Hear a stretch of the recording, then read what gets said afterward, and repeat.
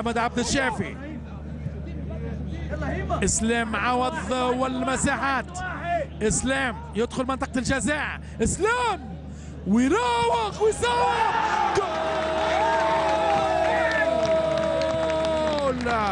جول لنادي الزمالك. الزملكاوية في هذه اللحظات كتيبة رهيبة ومثالية. الزمالك لا يبالي، أبيض اللون من أجمل ما يكون في هذه الكرة الرائعة، وفي النهاية أسبقية الزملكاوية في هذه اللحظات الإفريقية.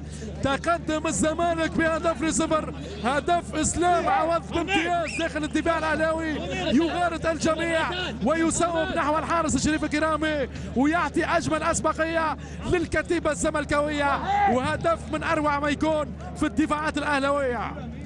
هفوة قاتلة من قلب الدفاع سعد سمير في التصدي لإسلام عوض، وطبعا حتى البعض من رجال الأمن